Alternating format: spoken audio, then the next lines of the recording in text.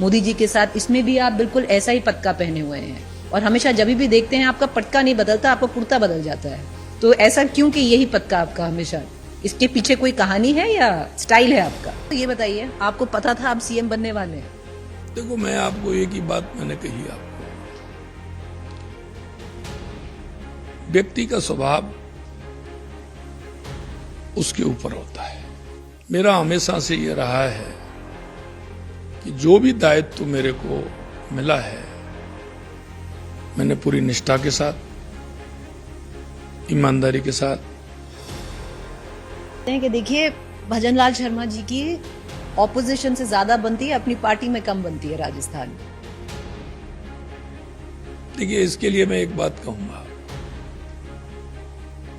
वैसे बनती है ऑपोजिशन से। अशोक गहलोत के साथ थोड़ी हंसी मजाक होता है, बताइएगा जो आप बता रहे, पहले ये बताइए।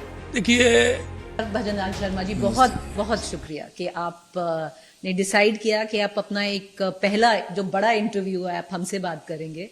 It's a privilege, it is an honour, thank you for joining अस।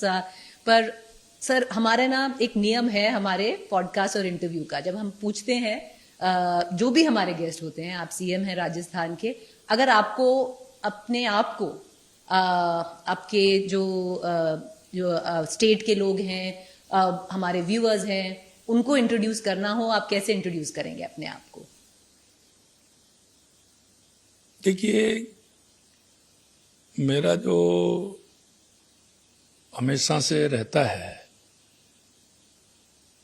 वो सबको खुश रखने का रहता है, और मैं एक साधारण कार्यकर्ता की तरह सभी से मिलता जुलता हूं। और मैं मीडिया के भाई बहनों से भी मेरा वही रहता है, क्या है कि सभी लोग मेरे को जानते हैं कि मैं खुले दिल का व्यक्ति हूं। वास्तविकता जो है वो वास्तविकता होती है, उससे परे कहीं मैं नहीं हूं, इसलिए मेरे को सभी इसने करते हैं। तो एक कार्यकर्ता, अभी आप सीएम हैं पर अपने आप को एक कार्यकर्ता के जैसे देखते हैं? वो स्वाभाविक है, वो बदल नहीं सकता है। सर, सबसे पहले मैं जानना चाहूंगी कि क्या आपकी क्या आइडियोलॉजी थी जब आप छोटे थे? आप भरतपुर से आते हैं, क्या हमेशा से पॉलिटिक्स में जाना चाहते थे? आप एक सरपंच 3 बार रह चुके हैं, किसान आप रह चुके हैं, पर वो सब पूछूंगी। पर सबसे पहले बताइए, हमेशा जब भी हम देखते हैं, जैसे देखिए ये जो पीछे हमारी जो पेंटिंग है मोदी जी के साथ, इसमें भी आप बिल्कुल ऐसा ही पटका पहने हुए हैं और हमेशा जब भी देखते हैं आपका पटका नहीं बदलता, आपका कुर्ता बदल जाता है। तो ऐसा क्यों कि यही पटका आपका हमेशा? इसके पीछे कोई कहानी है या स्टाइल है आपका? देखिए प्रीति जी, मेरा जीवन एक साधारण परिवार से, किसान परिवार से, गांव से जुड़ा रहा है। मेरी प्राइमरी एजुकेशन मेरे गांव से हुई, तो मैंने देखा है कि किस तरह से गांव में लोग अपना काम करते हैं, किसान काम करता है। मैं हायर एजुकेशन तक दूसरे मेरे पड़ोस के गांव में गया, तो मैं डेली 4-5 किलोमीटर 6 किलोमीटर पैदल जाता था, पैदल आता था। भरतपुर गांव के पड़ोस में मेरा गांव है, उसके पड़ोस में दूसरी पंचायत में, क्योंकि मेरे यहाँ प्राइमरी 5वीं तक विद्यालय था। जी, जी, जी। उसके बाद मैं जब मिडिल में गया तो मेरे गांव में पड़ोस में है गगवाना गांव है, वहां मैं पढ़ा। और फिर वो गांव सेकेंडरी स्कूल हुआ तो 10वीं तक मेरी पढ़ाई वहीं हुई थी। तो गांव से पैदल जाया करते थे, आते थे। किसान परिवार में किस तरह से व्यक्ति रहता है, क्योंकि किसान परिवार में कोई 5 वर्ष से लेकर के 6 वर्ष से लेकर के अगर 90 साल का कोई भी व्यक्ति 100 साल का हमारे है, वो उन सबके काम निर्धारित होते हैं। उनका भी उपयोग कहाँ होता है ये किसान पूरी तरह से जानता है। 6 साल का, 7 साल का छोटा बेटा क्या कर सकता है, क्योंकि किसान का जो काम है वो सबको सामूहिक रूप से लेकर के चलना होता है। घर में जितने व्यक्ति होंगे, माता बहन है, भाई, वो सब काम करते हैं। तो खेती का भी काम किया है। सही है कि आप दूध बेचते थे? बिल्कुल है, क्योंकि किसान का काम पशुधन से जुड़ा हुआ है। आज भी मैं कहता हूं कि इस किसान की अर्थव्यवस्था में पशुधन बहुत आवश्यक है, क्यों किसान और पशुपालन दोनों एक दूसरे के पूरक हैं। अगर दोनों साथ होंगे तो किसान की अर्थव्यवस्था मजबूत होगी। और हमेशा किसान के पशु रहते हैं तो वो दूध उसके लिए बहुत उपयोगी होता है, वो उसकी अर्थव्यवस्था का मजबूत स्तंभ भी है। सीएम साहब, आर्थिक स्थिति घर में ठीक थी? देखो, अगर मैं मेरी स्वयं के घर की बात करूं तो उस समय मेरे दादाजी का अच्छा था। गांव में खेती थी, अच्छी खेती थी। गांव में भौरे के नाम से जानते थे। लेकिन जब बाहर निकले तो देखा कि गांव में तो हम कुछ नहीं है, बाहर निकल के देता कि दुनिया तो बहुत बड़ी है। तो मतलब गांव में आप किंग थे, बाहर जाके पता चला कि मैं तो एक गांव में लगता था, गांव के लोग कहते थे। अच्छा। क्योंकि उस समय बारिश बहुत अच्छी होती थी। गांव में आज भी मेरे जीवन में मैंने कुछ नहीं बनाया, लेकिन आज भी इतना है कि मेरी अगली पीढ़ी भी उसमें रह सकती है, इतना बना हुआ है। और ये मेरे जीवन से पहले बना हुआ है, तो ये बहुत बड़ी बात होती थी। मतलब गांव में सब कुछ सही था, आर्थिक कोई दिक्कत नहीं थी? किसी प्रकार की दिक्कत नहीं। जो खेती का स्वभाव सब था, जानते दिन थे। रात मेहनत करना। जी, सब जानते थे मेरे कि पिताजी, दादाजी सभी राइजन मेहनत करते थे और आर्थिक स्थिति अच्छी थी। ऐसा नहीं कि तो सीएम साहब, कब पता चला जब आप बाहर निकले कि भाई हमें लग रहा था हम तो देखिए, किंग है गांव में? ये वास्तविकता है। तो गांव से बाहर निकलेंगे, गांव से बाहर जाएंगे। आपको ये कब एहसास हुआ?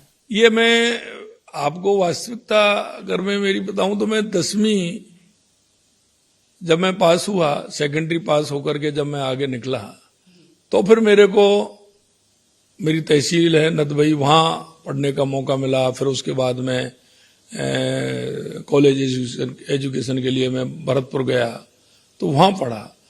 तो जब देखा हमने कि बहुत बड़ा वो है, व्यक्तिगत रूप से मेरी पिताजी, दादाजी वो सभी जाते थे, आते थे, में भी जाते थे, सभी जगह करते थे। लेकिन मैं ये कह सकता हूं कि गांव के हर परिवार, किसान, वो इतना मेहनत करता है और उसका जो आंकलन होता है जीवन का, वो पूरा आंकलन करके चलता है। दूसरा, किसान का मितव्ययी होना बहुत भी आवश्यक है, क्योंकि सीमित खर्चा करना भी धन का बचाना होता है, तो ये भी एक आवश्यक है। तो गांव के लोग बड़ी मस्ती से, बड़े आराम से, क्योंकि जो आवश्यकता थी उनको वो बांध के रखते हैं। जितना खेती में पैदा होगी, इसका आगे कैसे हमें उपयोग करना है, आगे कौन संसाधन हमें बैठाना है, तो उनका वो रहता था। तो उसमें वो मस्त रहा करते थे। तो आप भी मस्त थे? तो किसी तरह से कोई चिंता नहीं होती थी। खेती बाड़ी का काम, इधर गाय भैंस रहती थी, का भी काम रहता था जी। और दिन रात की मेहनत होती थी। तो सब बाहर जाकर अपना बाहर से पढ़ाई लिखकर वापस गांव आए? मैंने बाहर में गया तो मैं विद्यार्थी परिषद में मेरा, क्योंकि बताइएगा, मैं बात करूंगी एबीवीपी की, पर ये सवाल जरूर आपने, एक सवाल और पूछूंगी पहले। ये जो पटका है, ये आपका स्टाइल स्टेटमेंट है? क्योंकि ये सीएम साहब का सिर्फ यही पटका रहता है। देखिए, मैं आपको बताऊं, जिस दिन मैं शपथ ले रहा था तो मैं मंदिर में गया। आप बहुत धार्मिक तो मेरे हैं, ये मुझे पता है। गोविंद देव जी मंदिर में मेरे को ये पटका पहनाया था। दूसरा, इसमें राज और है, क्योंकि इसका निर्माण मेरी विधानसभा के अंदर होता है। सांगानेर सांगानेर। छपाई और रंगाई के नाम से प्रसिद्ध है मेरा सांगानेर।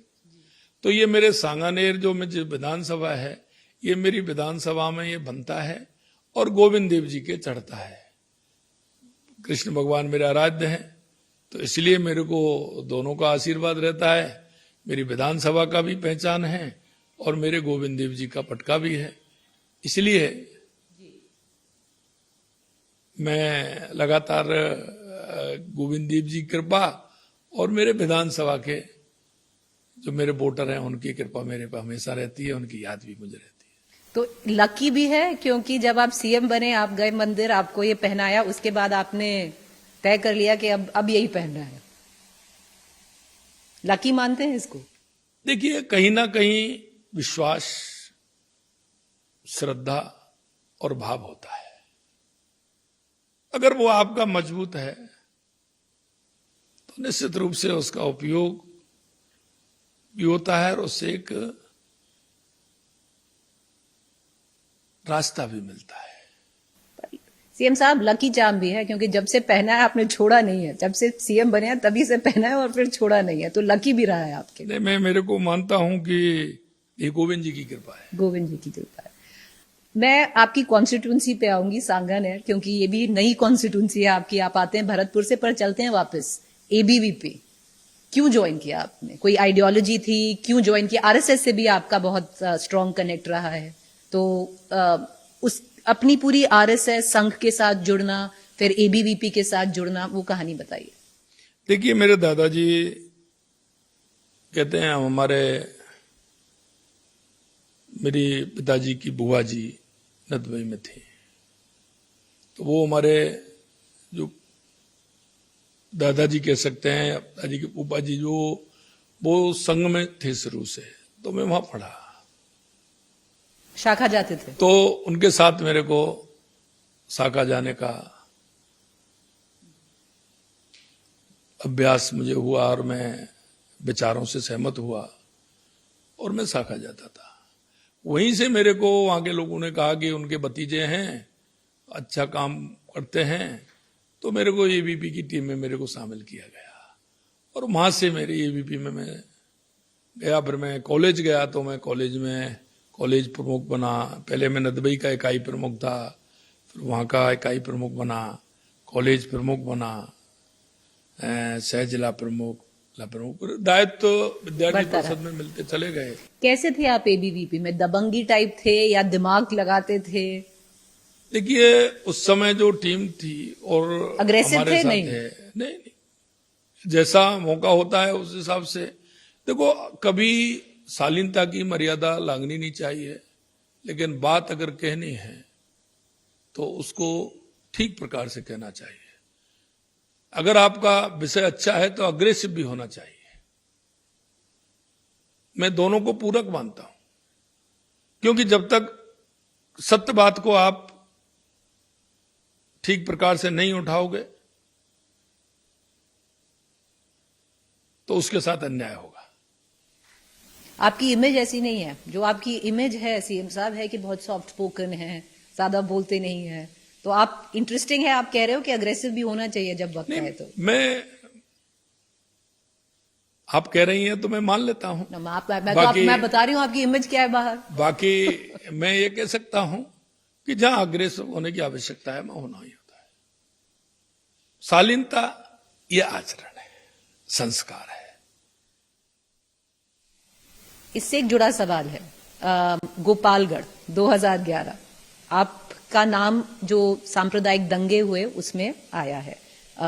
तो जो अग्रेसिव की आप बात कर रहे हैं, क्या वहां पर आप अग्रेसिव हुए? आपका कोई रोल था? जब वो हो रहा था तो मैं कहीं परिवार के साथ मैं यात्रा पर जा रहा था। कई हमारे सीनियर लोगों के फोन गए, फिर वहां से कलेक्टर, एसपी के फोन आए कि इस तरह से। जब मैं वहां पार्टी का जिलाध्यक्ष था कि आपको आना है, तो मैं बीच में मेरी यात्रा छोड़ करके मैं वापस आया और मैं वहां गया और उसमें शांति हुई। ज्यादा मैं इसलिए नहीं कहूंगा कि अभी वो कोई केस कोर्ट में है, इसलिए ज्यादा तो आप उस पर तो मेरे लिए सभी धर्म समान है और इस हिसाब से मैंने वहां शांति व्यवस्था आपका बहाल कोई करने रोल का नहीं काम था, आप कह रहे हैं? जो आपका नाम आया वो मैंने वो उस समय केंद्र और राज्य में दोनों तरफ कांग्रेस की सरकार थी, पॉलिटिकल वेंडेटा बोलते हैं उसे वो नहीं था। आप। हाँ, सीएम साहब, इसके साथ ना एक बहुत गंभीर सवाल जुड़ा हुआ है, जो है राजस्थान में भी बहुत ज्यादा सांप्रदायिक दंगे हुए हैं, जो रिलीजियस टेंशन है काफी हुआ है। उदयपुर में हमने देखा। एक दायित्व बनता है चीफ मिनिस्टर का कि सभी धर्मों को साथ लेकर चलना और एक भाईचारा बना के रखना। आप उसमें बिलीव करते हैं कि देखिए, मैं आपसे एक बात कहना चाहता हूं, सभी धर्मों का मैं सम्मान करता हूं, करना भी चाहिए, लेकिन कोई भी अनीतिपूर्वक अगर किसी काम को करता है तो उसमें सरकार को कदम भी उठाने चाहिए। तो स्वाभाविक है, अगर कोई सौहार्दपूर्ण वातावरण को अगर बिगाड़ने की कोशिश करता है तो वो ठीक नहीं है। इससे जो जुड़ा सवाल सीएम साहब है, जो एंटी कन्वर्जन लॉ है, बहुत सारे स्टेट्स लेके आए हैं, उत्तराखंड, हरियाणा, मध्य प्रदेश, राजस्थान में जो एंटी कन्वर्जन लॉ है, मान लीजिए अगर हम सारे और क्षेत्रों की बात करें, सबसे ज्यादा स्ट्रांगेस्ट लॉ हरियाणा राजस्थान में है। अगर उसकी हम जो पनिशमेंट, मतलब एक अगर एंटी कन्वर्जन लॉ के तहत राजस्थान में कोई अगर चार्ज होता है तो उसको उम्र कैद तक हो सकती है। कोर्ट में चल रहा है, 4 हफ्तों का टाइम दिया है हर स्टेट को जवाब देने के लिए। तो इसमें आप कैसे देखते हैं, क्योंकि इसका मिसयूज भी हो सकता है कभी कभार, जो एंटी कन्वर्जन लॉ है। देखिए, मैं आपसे एक बात कहना चाहता हूं, पहले तो कि जिस तरह की स्थिति बन रही थी, आप देख सकते हैं कि नाम बदल करके बहन बेटियों को बहला फुसला करके जो उनके साथ अन्याय हो रहा था, मैं आपको कह सकता हूं कि आवश्यक था। और यह आवश्यक इसलिए था कि जिनके साथ अन्याय हो रहा था उनका दर्द हमने समझा। ठीक है, तो जिस तरह से अगर उनकी जो कहानी आप सुनेंगी तो निश्चित रूप से आपको भी दर्द होगा, इसलिए आवश्यक था राजस्थान में लाना। तो आप लव जिहाद जो एक टर्म यूज हुआ है, आप उसमें बिलीव करते हैं। और जो इसके तहत जो अभी सुप्रीम कोर्ट में आपको आपकी सरकार ने 4 हफ्तों का वक्त है सरकार को जवाब देना है कि जो एंटी कन्वर्जन लॉ है आप पे, उसका क्या आपका पर्सपेक्टिव है और इसका मिसयूज ना हो। ये भी आप मतलब ये आप बोलते हैं कि इसका मिसयूज नहीं होना चाहिए। नहीं होगा, नहीं होगा, ये आप कह रहे हैं कि नहीं होगा, और जो कोर्ट में चल रहा है वो सेपरेट है। सीएम साहब, मैं वापस आऊंगी। जब एबीवीपी में आपका जैसे पोजीशन बाय पोजीशन आप बढ़ते रहे, पॉलिटिक्स नेक्स्ट प्रोग्रेशन था कि अब तो जाना ही है राजनीति में, ये हमेशा से था जहन में? देखिए, ऐसा नहीं था मेरे जीवन में। जब मैं कॉलेज से वापिस मेरे गांव गया तो गांव की हर छोटी मोटी समस्याओं को लेकर के हम चलते थे। मेरे परिवार में ऐसी नहीं, सरपंच की और उसकी तो हमेशा रही है, लेकिन कोई बड़ी पॉलिटिक्स मेरे परिवार में नहीं रही। तो मैंने विषयों को उठाता था, बगल जो पास के गांव थे उनमें भी जाता था, कोई विषय होता था तो उसको भी करते थे। बिजली पानी को लेकर के या कई तरह के काम होते थे, उनको किसानों के साथ जुड़ करके काम करते थे। और मेरे को इसी के चलते विद्यार्थी परिषद से मैंने युवा मोर्चा में मेरी राजनीति भी प्रारंभ हुई। मैं युवा मोर्चा के मंडल अध्यक्ष के रूप में मैंने काम किया। फिर मेरे को युवा मोर्चा में जिला मंत्री, उपाध्यक्ष, महामंत्री बनाया और फिर मैं पार्टी का युवा मोर्चे का अध्यक्ष भी रहा, युवा मोर्चे का अध्यक्ष में 3 बार रहा। उसी समय मेरे को ग्राम पंचायत के मेरे चुनाव आए और मैं 2000 में सरपंच चुना। तो मन में रहती है, लगती कि कुछ ना कुछ अच्छा होना चाहिए, क्या करना चाहिए। कई तरह के नए काम भी मैंने किए और उसके बाद राजनीति में। तो एबीवीपी से बीजेपी का ट्रांजिशन कैसे हुआ? क्योंकि मैं विचार से जुड़ा हुआ था। इधर मैं कॉलेज से पास आउट करके गया, तो वहां के लोगों को पता था कि मैं विद्यार्थी परिषद में रहा हूं। तो उन्होंने, वहां के जो पार्टी के अध्यक्ष थे हमारे सुरेश जी थे वहां दुबई में, तो वो मेरे पास, उन्होंने कहा कि आपको युवा मोर्चा का मंडल का अध्यक्ष बनाते हैं। उस समय विधानसभा का एक ही मंडल हुआ करता था जी। तो उसका मेरे को उन्होंने अध्यक्ष बनाया। तो उसमें लेकर के, काम को लेकर के जाते थे। उस समय आंदोलन भी करते थे। इस तरह का विषय रहा और धीरे धीरे उसमें काम के प्रति श्रद्धा थी, काम करते गए और ये मौके आराम से मिलते रहे। अब पूछूंगी आपसे कि बीजेपी में आपकी एंट्री हुई, आगे की जर्नी, पहले ये बताइए, आप जो राम जन्मभूमि का पूरा आंदोलन जब था उसमें आपने एक भूमिका निभाई थी, जेल गए थे आप उसमें? देखिए, उस समय पूरा देश राम में था। राम मंदिर का बहुत बड़ा इशू था। हम नहीं, हमारे जैसे बहुत लोग जेल में गए। आप गए थे जेल? तो जेल भरो आंदोलन हो गया था? मैं जेल भरो आंदोलन में भी गया और मैं राम मंदिर निर्माण में भी, पदयात्रा में भी गया। मैं कह सकता हूं कि देश भर के लोगों की आस्था का विषय है।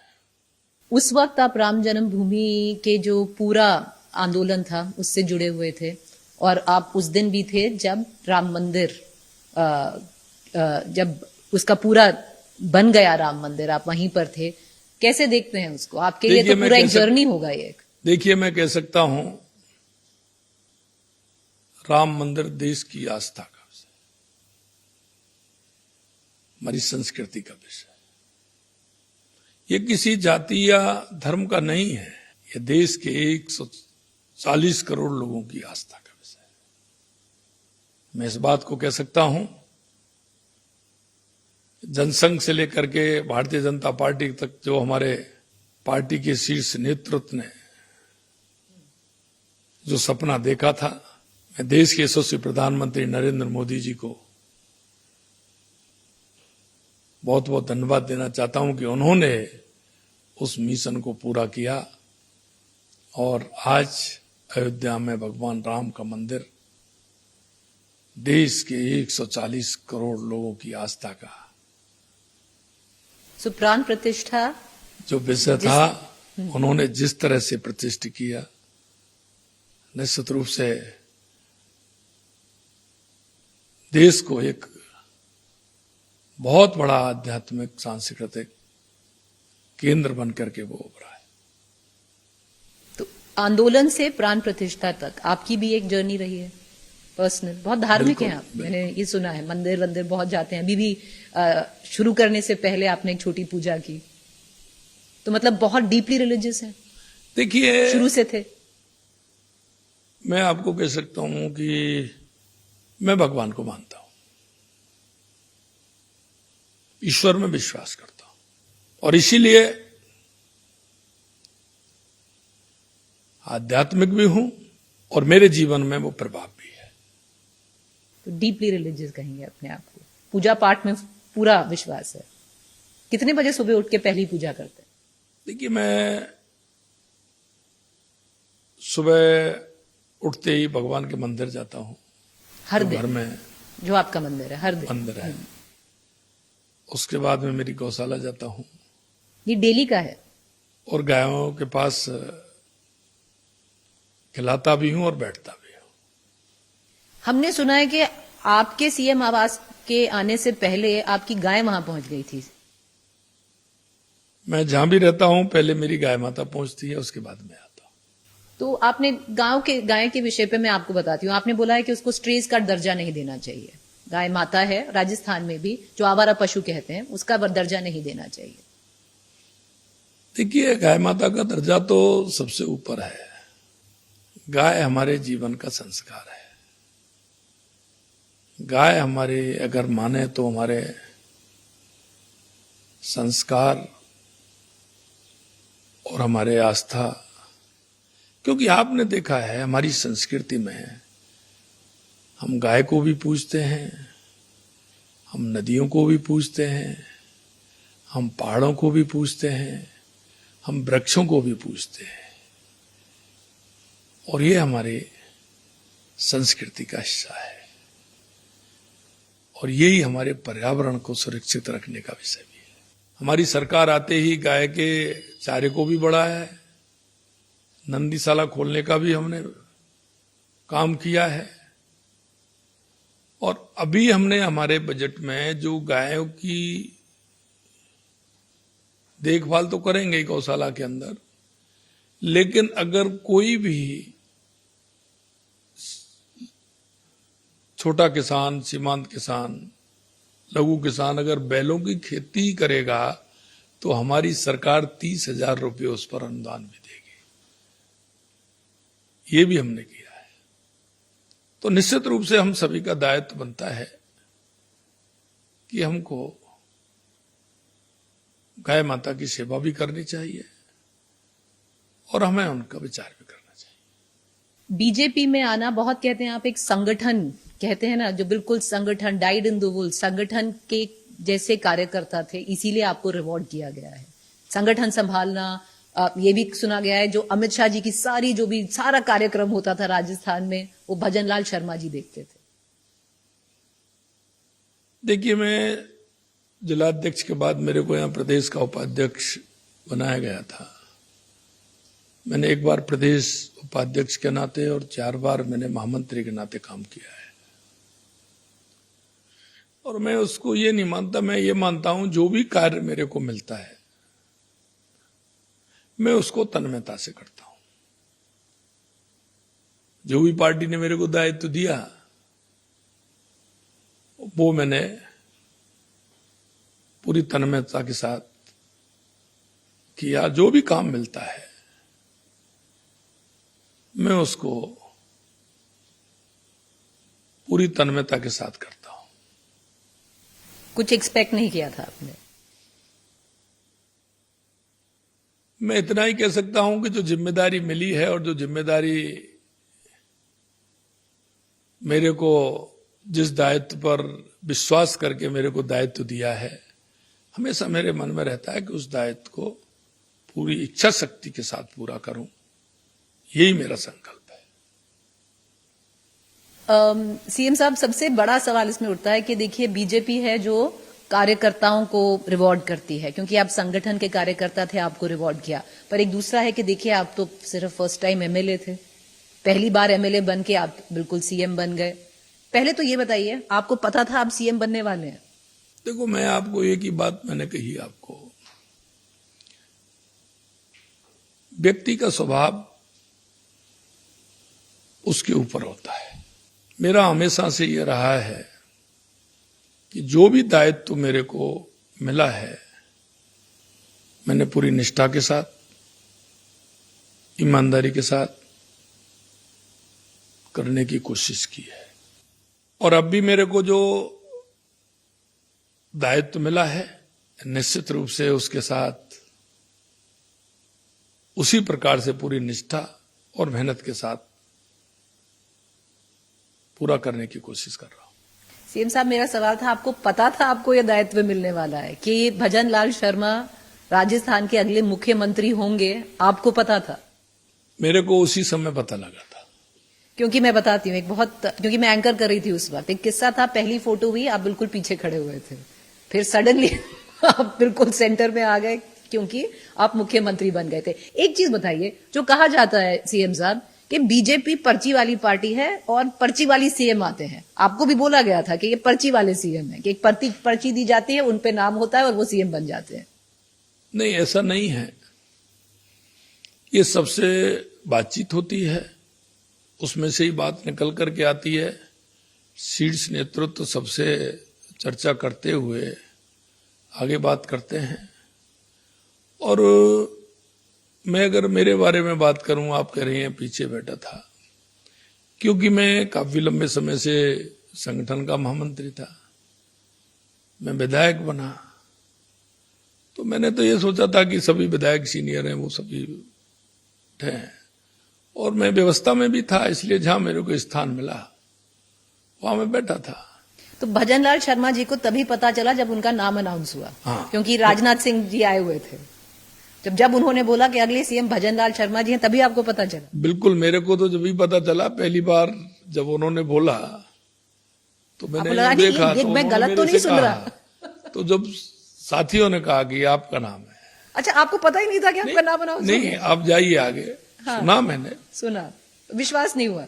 लेकिन फिर जब उन्होंने कहा कि, तो फिर मैं बुलाया उन्होंने, तो मैं गया। जो साथ में बैठे हुए थे आपके साथी सभी बैठे थे, उन्होंने भी मन से दोबारा बोला कि आप आइए आगे। तो आप तो शौक में हो गए। देखिए, जो निर्णय उन्होंने लिया, ना आपके पास स्पीच तैयार, ना कुछ। और मैं मानता हूं इस बात को कि ये भारतीय जनता पार्टी है। ये भारतीय जनता पार्टी है कि इसमें कार्यकर्ताओं को भी ये विश्वास है कि किसी भी कार्यकर्ता को किसी भी शीर्ष पद पर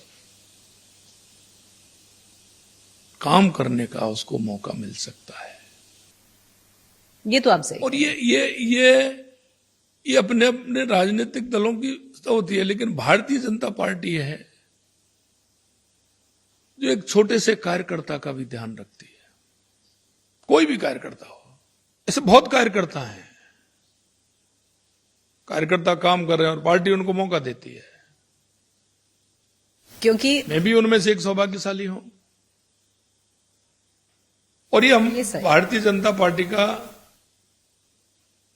अन्य पार्टियों से कई विचारों में आपको अलग दिखेगा। नहीं, ये तो 100% सही है, 100% करेक्ट। कहीं और किसी और पार्टी में नहीं दिखेगा कि एक फर्स्ट टाइम एमएलए, जिसको भी पता भी नहीं है कि वो सीएम बनने वाला है, वो सीएम बन गया। पर चलिए, जो भी हो, किसी को पता ना। ये बताइए, क्या वसुंधरा राजे सिंधिया ने आपका नाम प्रपोज किया था? सही है, क्योंकि चर्चा में हुआ था, आया था। जी हाँ, उन्होंने नाम बोला था, प्रपोज उन्होंने किया था। और क्योंकि हमारे कैमरास जब जैसे ही आपका नाम अनाउंस हुआ, किसी को पता नहीं कि कौन बन गए हैं, कि सब ढूंढ रहे थे कि कौन है कौन है कौन है कौन है। और जैसे ही आपका एड्रेस पता चला, हमारे कैमरास वहां पे पहुंचे भरतपुर में। जो आपकी बीवी थी, उनको विश्वास ही नहीं। हमारे रिपोर्टर पूछ रहे हैं कि आपके जो पति हैं वो सीएम बन गए हैं, उनको वो बिलीव ही नहीं कर रही थी कि आप सीएम बन गए। तो फैमिली भी शॉक में थी। फैमिली से बात हुई आपकी उसके बाद में? उनको पता था कि आप? नहीं, मैं सुबह घर से आया था जी। मेरी श्रीमती यहाँ जयपुर में ही थी, माताजी पिताजी मेरे भरतपुर थे। 18 घंटे में मतलब पूरी दुनिया बदल गई, परिवार की तो बदल ही गई। देखिए, आज भी मेरा परिवार है, वो ही है। और मैं कह सकता हूं कि मैं अभी जो मैं जहां रह रहा हूं, मेरी श्रीमती ही सुबह से नाश्ते से लेकर के खाने तक सारी व्यवस्था उसी हिसाब से वो करती हैं। कुछ बदला नहीं है उनकी लाइफ में आप? और उनका जो काम है परिवार का, घर का, वो आज भी उसी हिसाब से करती है। पहली बार बात कब हुई परिवार से, नाम अनाउंस होने के बाद? वो क्या तो बात क्या बात होगी, शाम को लेट आवर्स घर पहुंचा। कुछ तो बात हुई होगी। आप गए थे, एक फर्स्ट टाइम एमएलए वापस आए सीएम के साथ, सीएम बन के। कांग्रेचुलेशन के बाद ये भी तो कि हुआ कैसे, किसी ने नहीं पूछा? वो तो फिर सभी को मालूम पड़ जाता है। तो मतलब वापस पहुंचे, सबने आपको बधाई दी, बस। आपको थोड़ा टाइम तो लगा होगा ये खुद बिलीव करने में कि भाई सीएम बन गए। देखिए, भारतीय जनता पार्टी के अंदर संगठन में काम करने वाले लोग होते हैं या जनप्रतिनिधि के रूप में काम करने वाले होते हैं और जिन्होंने लंबे समय तक काम किया है, उनका परिवार से लेकर के सभी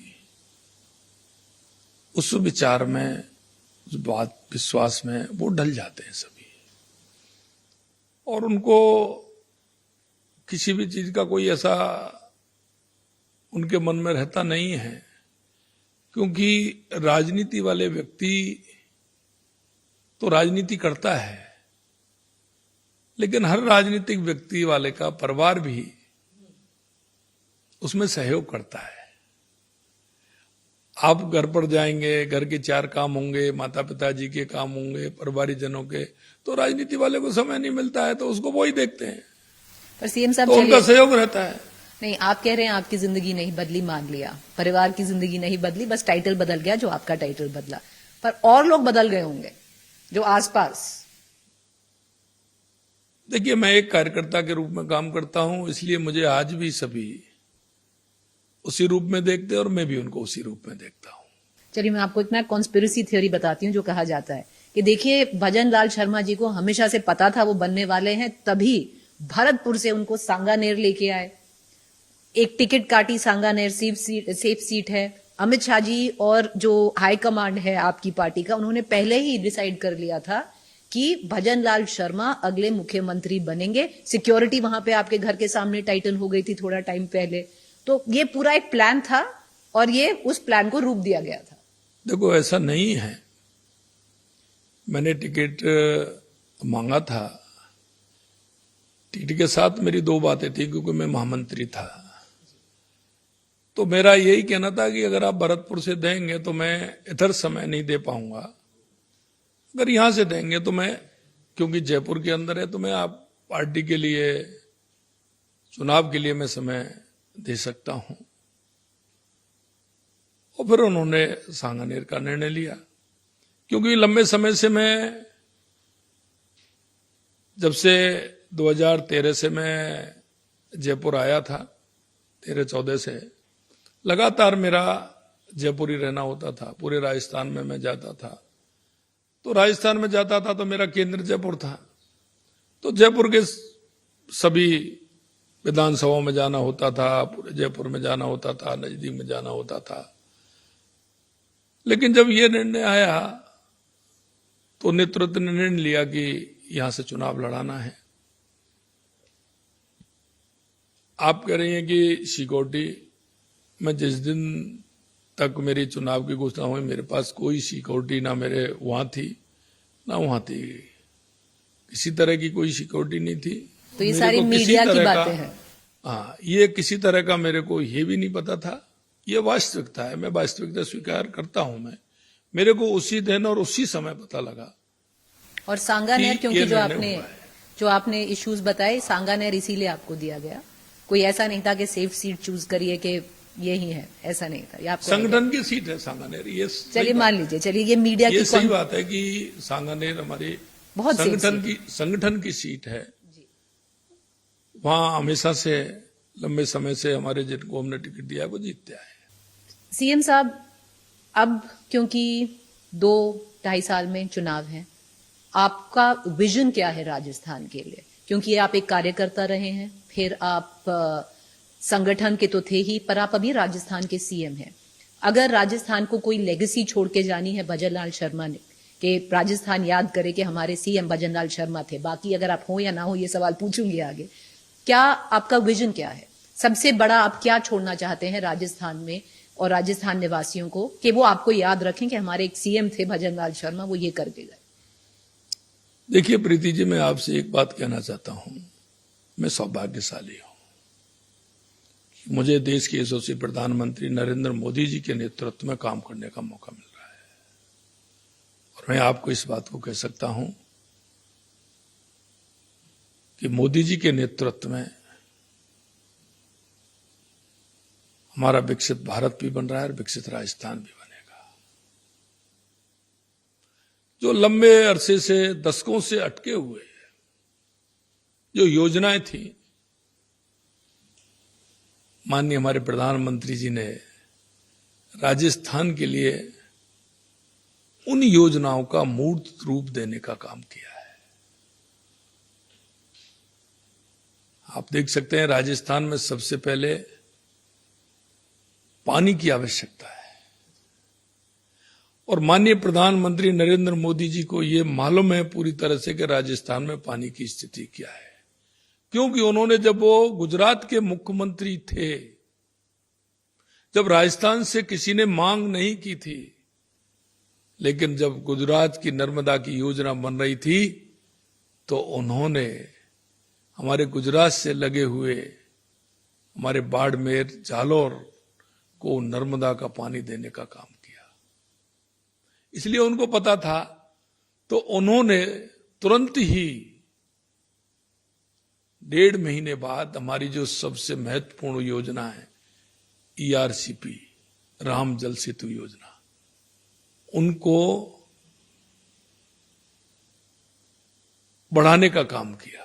उस योजना को माननीय प्रधानमंत्री जी ने, और उसके बाद तुरंत उसकी DPR भी बनी और 1 साल के अंदर उसका 17 दिसंबर को तो उसका शिलान्यास कर दिया। 1 साल के अंदर मैं कह सकता हूं यह बहुत बड़ी योजना है। इसी तरह आप देखेंगे तो यमुना जल समझौता हमारा हुआ, उसके लिए माननीय प्रधानमंत्री जी ने उसकी DPR बनाने को और उसका समझौता कराने का काम कर दिया। हमारा हनुमानगढ़, गंगानगर, बीकानेर, जैसलमेर, फलौदी, नागौर, इसके लिए हमारी गंग नहर और इंदिरा गांधी नहर आती है। उसके लिए 4,000 करोड़ रुपए माननीय प्रधानमंत्री जी ने देकर के उसको सुदृढ़ कैसे किया जाए जिससे कि पानी की राजस्थान में कमी नहीं रहे। तो पानी आपका नंबर 1 एजेंडा है। पूर्ण रूप से पूरे राजस्थान के लिए देश के यशस्वी प्रधानमंत्री नरेंद्र मोदी जी ने राजस्थान को पानी कैसे मिले इसकी चिंता की। और उसके अलावा और बताना चाहता हूं कि कर्म भूमि से मातृभूमि, जो राजस्थान के प्रवासी भाई हैं जो अहमदाबाद, सूरत के अंदर रहते हैं, माननीय प्रधानमंत्री जी के उस विजन को लेकर के हमारे वो प्रवासी भाइयों ने कर्म भूमि से मातृभूमि में जो रिचार्ज ट्यूबवेल लगाने का काम जो हमारे राजस्थान के अंदर हो रहा है, उन्होंने 40,000 गांवों को चिन्हित किया है। हर गांव में जो आवश्यकता है 2, 3, 1 जितने भी ट्यूबवेल लगाने हैं, उसके लिए माननीय प्रधानमंत्री जी के नेतृत्व में और हमारे जल शक्ति मंत्री पाटिल साहब के उसमें हमारा वो काम भी राजस्थान के अंदर हो रहा है। मैं आपसे कहना चाहता हूं कि राजस्थान में जो सबसे आवश्यकता, चाहे वो हमारी कृषि हो, उद्योग हो, पर्यटन हो, उसके लिए जो पानी की आवश्यकता है, माननीय प्रधानमंत्री नरेंद्र मोदी जी के नेतृत्व में वो बहुत बड़ा काम राजस्थान के अंदर हो रहा है। सीएम साहब, आपने जो आपकी श्रद्धा है जो प्रधानमंत्री हैं, बहुत क्लियर है। देखिए ये जो इमेज है, ये कब की फोटो है? ये जो पेंटिंग है, जब आप सीएम बने थे तब की है या ये प्राण प्रतिष्ठा जब हुई थी तब ये की उसी है? दिन की है, उसी दिन जिस की दिन मैं सीएम बना, जिस दिन आप सीएम बने थे। आपकी पहली मुलाकात मोदी जी से कब हुई थी? सबसे पहली, ये तो सबसे महत्वपूर्ण होगी, पर सबसे पहली? सबसे पहले 92 में। कहां पे? माने प्रधानमंत्री जी के नेतृत्व में जब वो महामंत्री थे, एकता यात्रा निकली थी। उस एकता यात्रा के संयोजक थे हम। जो विद्यार्थी परिषद से जो निकले हुए कार्यकर्ता थे, उनको 10-15 कार्यकर्ताओं की एक टोली हमारी थी जो उसमें उनके साथ काम करने का मौका मिला। आप तब उनको रिपोर्ट तो करते उस समय मुलाकात हुई थी। लेकिन उस समय जब मैंने देखा उनका जो मैनेजमेंट था, उस यात्रा का जो स्वरूप था, वो वास्तव में बहुत कुछ हमने उस समय उनसे सीखने को मिला। कोई किस्सा याद है आपको? देखिए, किस्सा तो जब 2008 में राजस्थान के अंदर चुनाव थे और माननीय प्रधानमंत्री जी गुजरात के मुख्यमंत्री थे, तो भरतपुर में एक सभा लगी थी माननीय प्रधानमंत्री जी की, और मैं महामंत्री होने के नाते जब उनको हेलीपैड पर लेने के लिए मैं गया तो उस समय मेरे पास मेरी बोलेरो गाड़ी थी, उसमें मैं उनको लेकर के आया और वहां सभा में मैं लेकर के गया।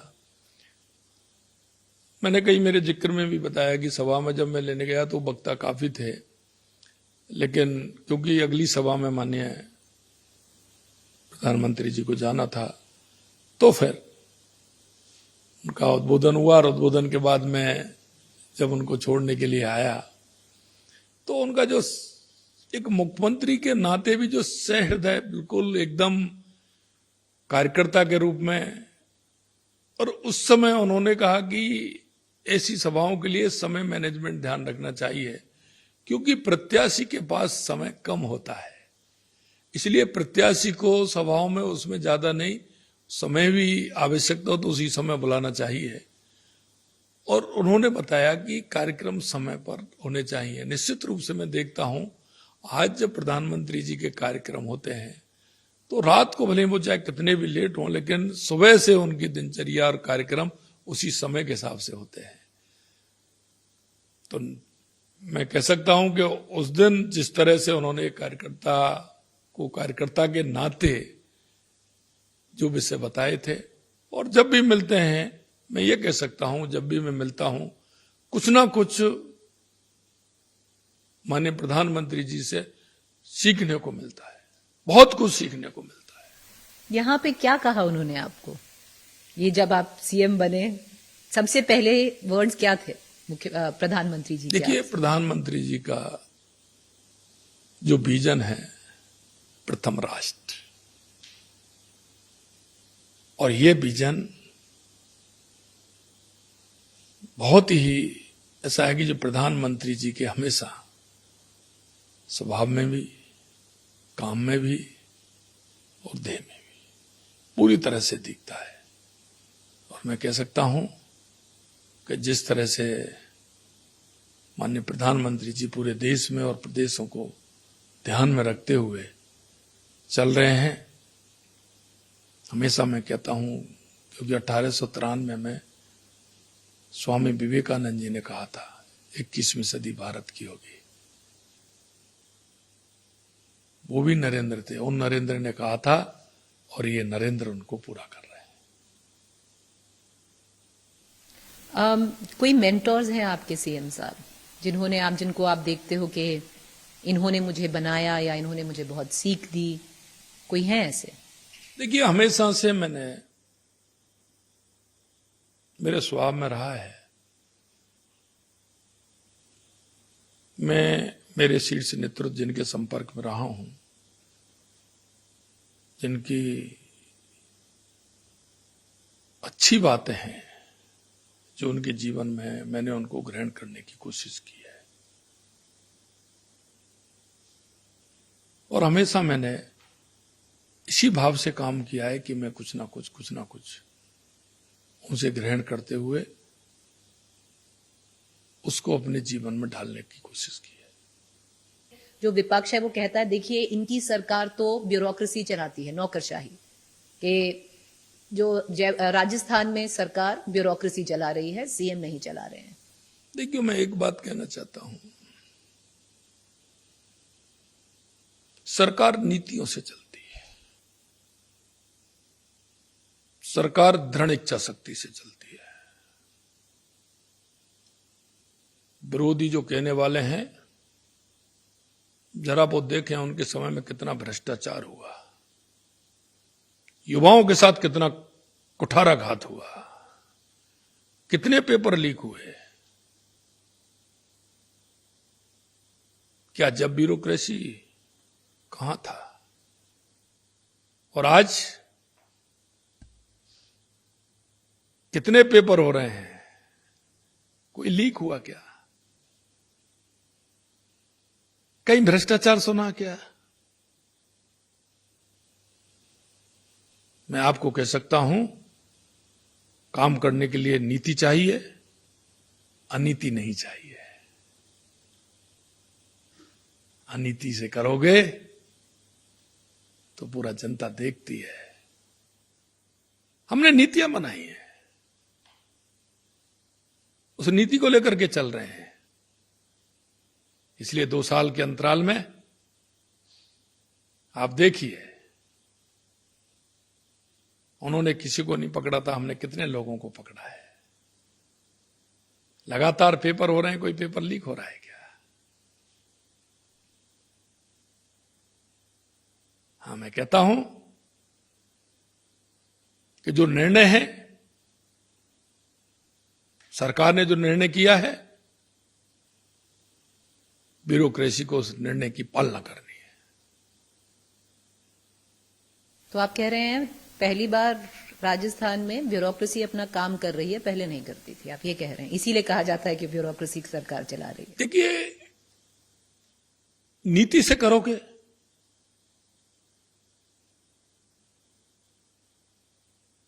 तो अपने आप काम होंगे।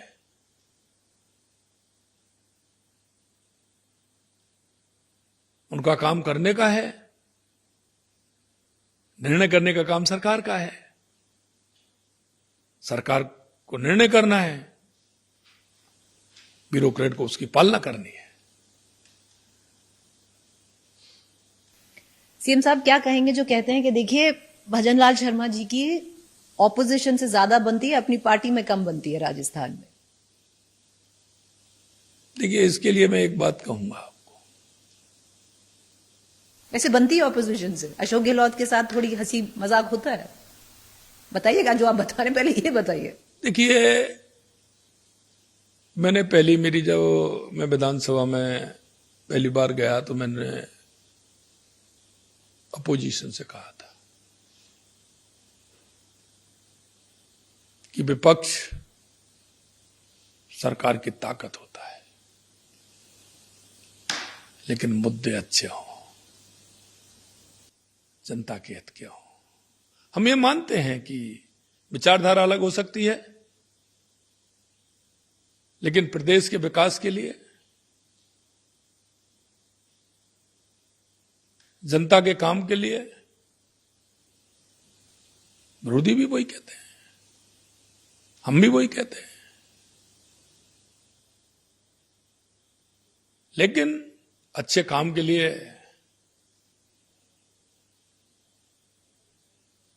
हमेशा कहते हैं कि आप सुझाव दीजिए। आप जिन मुद्दों को उठाएंगे निश्चित रूप से हमको उनको ध्यान करेंगे। तो अच्छी बनती है ऑपोजिशन से, लेकिन ये नहीं है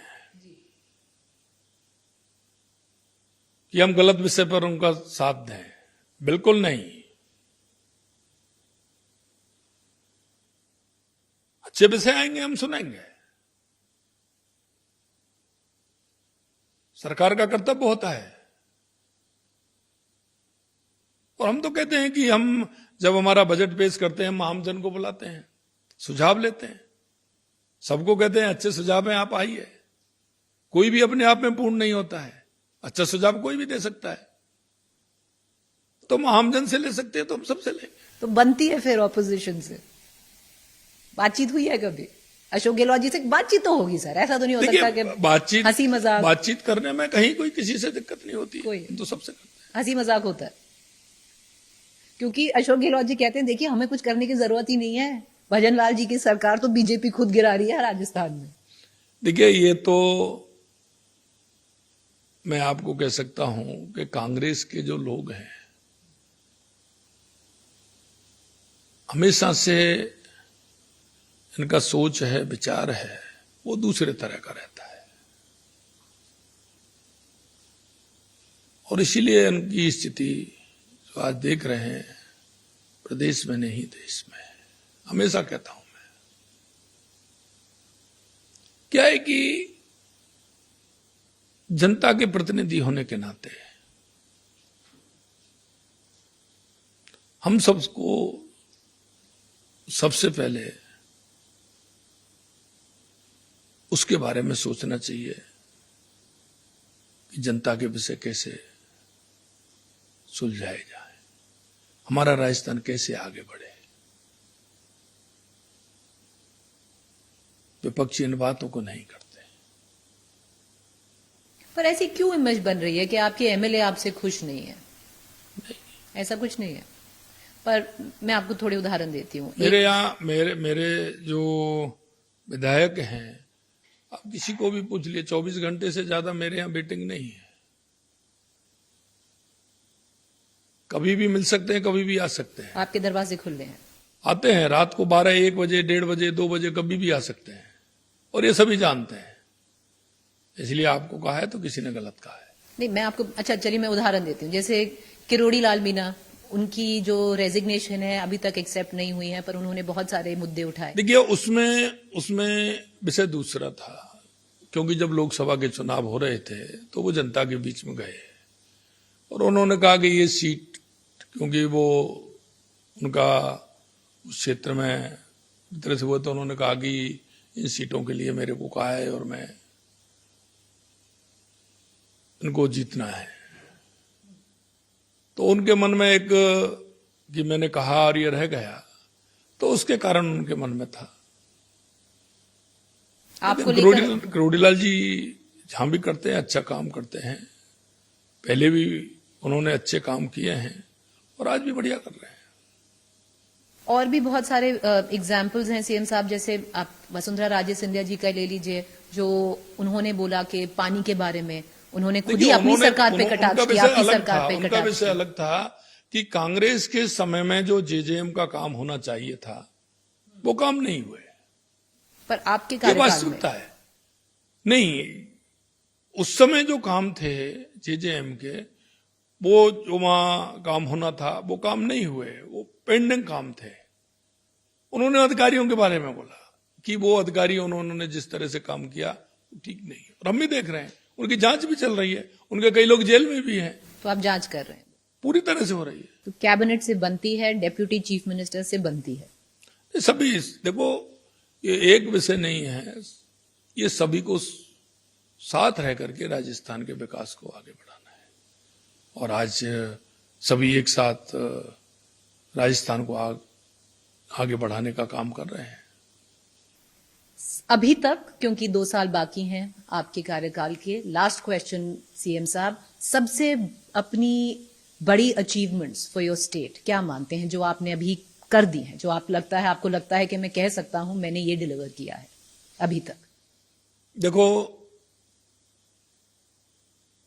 पहला विषय मैंने आपको बताया राजस्थान के अंदर पानी का, जिसे लेकर के लगातार हमारी सरकार काम कर रही है। दूसरा, आपने देखा होगा पहली साल में ही हमने राइजिंग राजस्थान किया, 35 लाख करोड़ के एमओयू हुए, और मैं कह सकता हूं कि 9 महीने के अंदर, अभी आ रहा है 9वां महीना, इसमें 3 लाख करोड़ के हमारी जमीन पर उतर गए और 4 लाख करोड़ के हमारे अभी उतरने वाले हैं। 7 लाख करोड़ के एमओयू जमीन पर उतरने वाले हैं। इसी तरह से बिजली के क्षेत्र में लगातार हम काम कर रहे हैं, और हमने किसान को वायदा किया है कि 2027 तक हम किसान को दिन में बिजली देंगे। किसान अन्नदाता के साथ ऊर्जादाता भी बनेगा। वो नेक्स्ट स्टेप है आपका। पीएम कुसुम में ए और सी में लगातार काम हो रहा है। राजस्थान में बिजली का उत्पादन बढ़ रहा है। सोलर का बहुत बड़ा काम हो रहा है। इसलिए मैं कह सकता हूं कि बिजली में भी राजस्थान आत्मनिर्भर बनने वाला है। सीएम साहब, I wish you a lot of luck, बहुत बहुत लक अहेड, स्पेशली जो आपका विजन है राइजिंग राजस्थान के लिए। आप अगर आपकी लास्ट पार्टिंग शॉट जो हम कहते हैं, जो अपने दर्शकों के लिए आप बोलना चाहते हैं, छोड़ना चाहते हैं किसी विचार से, क्या बोलेंगे? देखिए, मैं कहना चाहता हूं कि राजस्थान में सभी विषयों को लेकर के, क्योंकि राजस्थान में बहुत गुंजाइश है, जैसा मैंने आपको कहा, पानी को लेकर के लगातार हम काम कर रहे हैं, बिजली को लेकर के हम काम कर रहे हैं, राइजिंग राजस्थान में हम काम कर रहे हैं, और इसी तरह से हम खनिज के क्षेत्र में, क्योंकि राजस्थान के अंदर 85 प्रकार के खनिज हैं, उसमें भी लगातार काम कर रहे हैं। और राजस्थान का अगर आप देखेंगे पर्यटन के क्षेत्र में, तो वो सबसे अलग है। चाहे हमारा डेजर्ट हो, चाहे हमारी झीलें हों, चाहे हमारे किले हों, पहाड़ी के ऊपर किले हों, हमारी शेखावाटी की हवेलियां हों, चाहे हमारा अभ्यारण्य हो, नेशनल पार्क हो, बर्ड सेंचुरी हो, बहुत कुछ है। हर क्षेत्र में हम काम कर रहे हैं। हमने युवाओं से वादा किया है कि 5 साल में 4 लाख नौकरी हम सरकारी देंगे, 6 लाख हम प्राइवेट नौकरी देंगे। ये आप कह रहे हैं? मैं कह रहा हूं, और आज मैं आपको कह सकता हूं कि 75,000 नियुक्ति हमने दे दी जी। 75,000 नियुक्ति दे दी। 1,40,000 वैकेंसी निकाल दी। तो ये प्रॉमिस है सीएम का? बिल्कुल, जो कहा है वो करेंगे।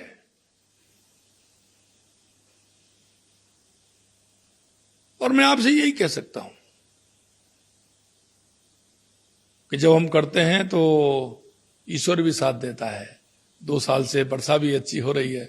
हमारे सभी बांध, हमारे सभी तालाब, एनीकट सभी हमारे भरे हुए हैं। इसलिए मैं कह सकता हूं कि आने वाले समय में राजस्थान निराला राजस्थान होगा, राइजिंग राजस्थान, एक विकसित निराला राजस्थान होगा, एक उत्कृष्ट राजस्थान होगा, सीएम लोगों साहब की इच्छाओं का राजस्थान होगा। जो लोग चाहते हैं कि मेरे राजस्थान में ये होना चाहिए, ऐसा राजस्थान होगा। और मैं कह सकता हूं देश के यशस्वी प्रधानमंत्री नरेंद्र मोदी जी के नेतृत्व में विकसित राजस्थान बनेगा, विकसित भारत बनेगा। सीएम साहब, जो ईश्वर की कृपा की आप बात कर रहे हैं, आप पे बनी रहे, एंड लेट्स होप अगला term is all yours and the party fights under your leadership. Thank you sir for joining अस। बहुत शुक्रिया कि आपने वक्त निकाला, आप हमसे जुड़े, and I wish you all the best.